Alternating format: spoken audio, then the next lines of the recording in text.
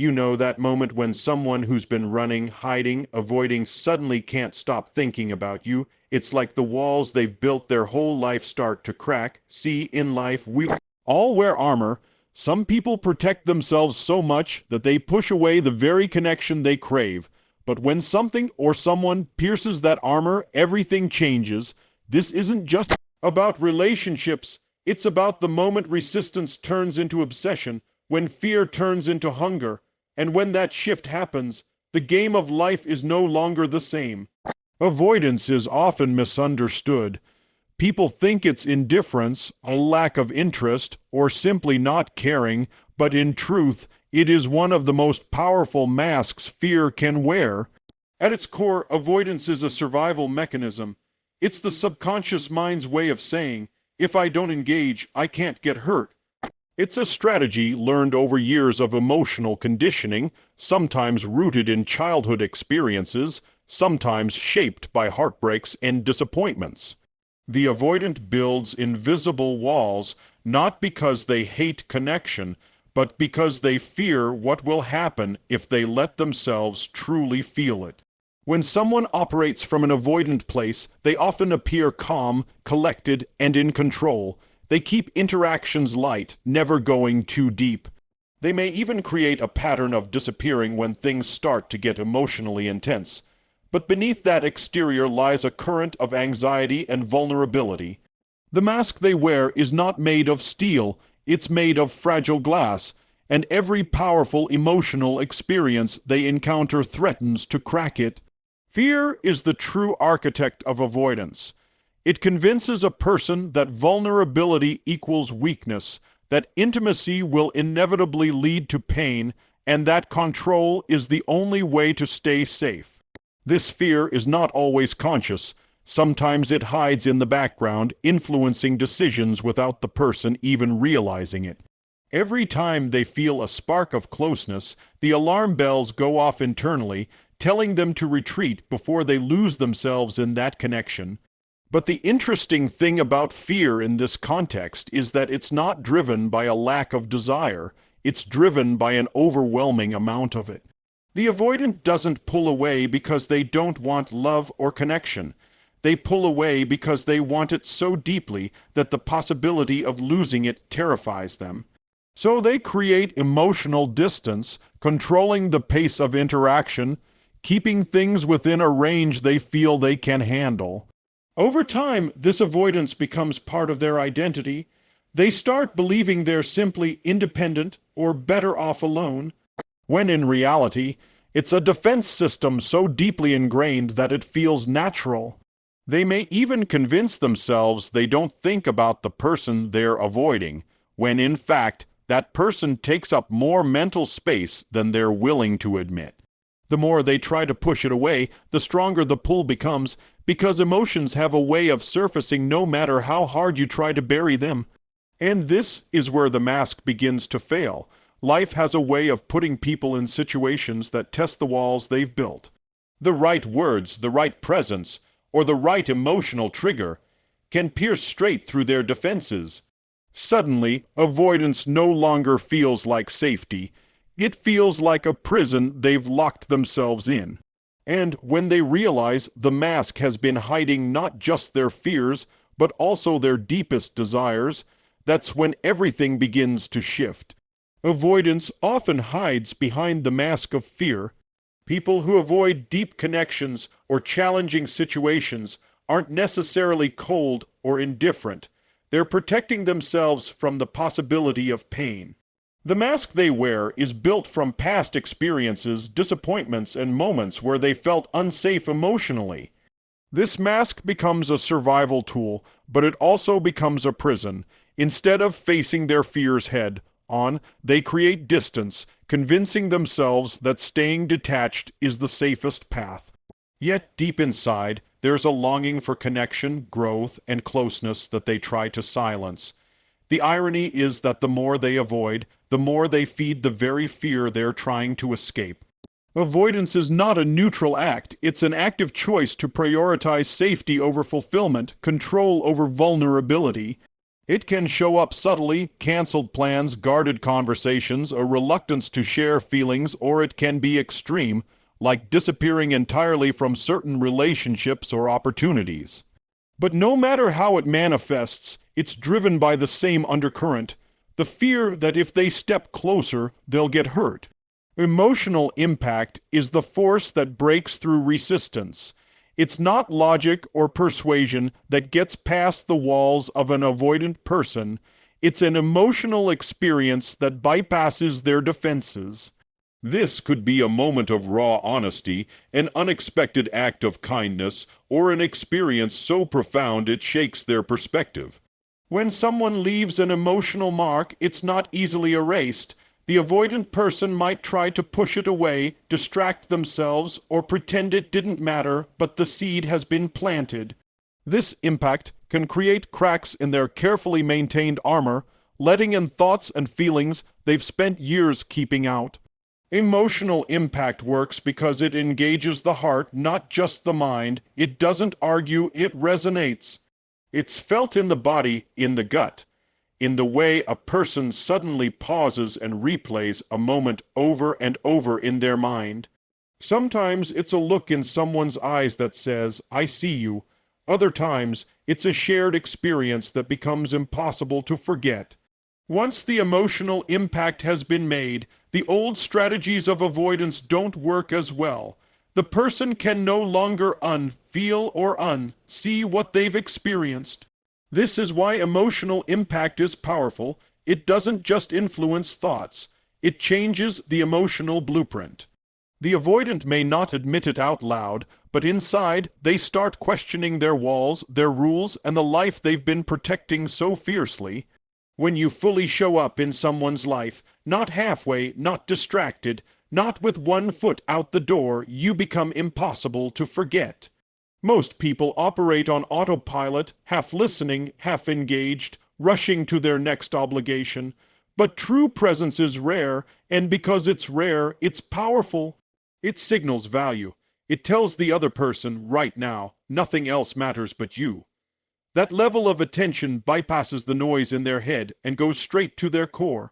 Human beings are wired to remember what makes them feel seen, heard, and understood. If you become the source of that feeling, you take root in their memory in a way that lingers far beyond the moment. Presence isn't about what you say as much as how you make someone feel. When you're fully immersed in the moment, your energy changes. You're not preoccupied with how you look, what you're going to say next, or whether you're being judged. You're tuned into their words, their tone, their body language, and even the emotions they're not expressing out loud. That depth of awareness has an unspoken gravity to it. People feel drawn to it even if they can't explain why. And when the avoidant, the person who's used to keeping their distance, encounters this kind of authentic engagement, it disrupts their pattern. They've built walls for a reason, but your presence can slip past those defenses without force, simply by being undeniable. You see, memory is tied to emotion. Our brains don't cling to every detail of every interaction. They latch onto moments that are emotionally charged. Presence amplifies emotion because it strips away the usual distractions and creates intensity. If someone experiences a moment where they feel completely acknowledged and valued, that moment embeds itself in their mind with vivid clarity. They can try to move on, they can bury themselves in their routines, but their subconscious keeps circling back. That moment becomes a reference point, a reminder that something real happened, something different from the norm. In the context of relationships, especially with avoidant personalities, presence can be the trigger that starts the shift. Avoidants often crave connection but fear it at the same time. They may avoid deep engagement because it feels risky, but when they encounter someone whose presence makes them feel safe yet deeply alive, they can't dismiss it easily. That memory isn't just a picture in their head, it's a sensory imprint. They remember the way your voice sounded when you were fully focused on them, the way your eyes held theirs without flinching, the feeling in the air like time had slowed down. These aren't things they can just file away and forget. Consistency erodes emotional walls because it proves something most people have never truly felt: safety. For someone who has learned to protect themselves by avoiding closeness, every interaction is a test. They're watching, consciously or unconsciously, for signs that you'll leave, that you'll fail them, or that you'll confirm the story they've been telling themselves. It's not safe to let anyone in. When you show up again and again without demanding instant trust, you begin to rewrite that story in their mind. You're showing them a pattern, and patterns create certainty, and certainty is the foundation upon which trust is built. The avoidant has built their life on control, controlling how close people can get, controlling when they open up, and controlling how much they reveal. They've perfected the art of disappearing because disappearing keeps them from feeling vulnerable. But here's the truth: their emotional walls aren't impenetrable. They're just reinforced by years of disappointment and fear. Consistency is the quiet force that starts to weaken that reinforcement. It's not a grand gesture that shifts their perception, it's the steady drip of reliability, like water slowly wearing down stone. They may resist it at first, because they're not used to someone actually staying, but every time you prove you'll be there, you're chiseling away at the belief that closeness equals danger. Think about it: when someone avoids attachment, it's not that they don't want connection, it's that connection terrifies them. Consistency becomes the antidote to that fear. Each message you answer, each moment you listen without judgment, each time you follow through on what you say you'll do, you're showing them that intimacy doesn't have to lead to pain. You're proving that presence isn't a trick, that closeness doesn't automatically mean loss. Over time, their nervous system starts to relax around you. The tension that kept their walls up begins to dissolve because you've created an environment where they don't have to fight to protect themselves every second. And here's the fascinating thing: consistency doesn't just change how they see you, it changes how they see themselves. When someone keeps showing up for them, they start to believe maybe they are worth showing up for. That belief is powerful. It begins to challenge the identity they've built around self-protection and independence. They start to imagine a different reality, one where letting someone in isn't a threat but a possibility. The walls may still be there, but now they have cracks, and through those cracks, light begins to pour in. Vulnerability is often misunderstood. Many people believe it's a weakness, a soft spot that others can exploit. But in reality, vulnerability is one of the most powerful forces in human connection. It's the act of showing up without a mask, without pretense, without the need to control every perception. When someone opens themselves up, they invite others to see the raw, unpolished truth, the version of themselves that isn't packaged for approval. This act alone can dissolve barriers faster than any calculated effort to impress or win someone over. For someone who has spent their life avoiding closeness, vulnerability can be a disarming experience. The avoidant personality thrives on control, on maintaining distance as a shield against being hurt. When they are met with authentic openness, without manipulation, without an agenda, it disrupts their expectations. It challenges the belief that intimacy always comes with strings attached. This shift is powerful because it bypasses their defenses. Instead of engaging in a tug-of-war for emotional ground, vulnerability places the rope down entirely, creating space for real human connection to emerge. In practice, vulnerability can look like sharing a personal fear, admitting uncertainty, or expressing emotions without filtering them for acceptance. It's the courage to say, "This is who I am right now," even if it's messy or uncomfortable. For someone used to emotional distance, this can feel like standing in front of a mirror for the first time in years, unable to look away from the truth. And because it's genuine, it has a resonance that scripted confidence or polished charm can never match. The beauty of vulnerability lies in its unpredictability. You can't fully control how someone will respond to it, and that's what makes it authentic. Avoidant individuals are used to predictable interactions where both parties keep a safe emotional distance. Vulnerability breaks that pattern. It introduces a level of unpredictability that can't be easily dismissed. It draws curiosity, softens judgment, and in some cases, sparks a deep desire to understand the person willing to be so real. When vulnerability is met with acceptance rather than criticism or rejection, it builds trust at an accelerated rate. For an avoidant person, this can be a groundbreaking experience. They might realize often for the first time that being seen in their entirety doesn't automatically lead to pain.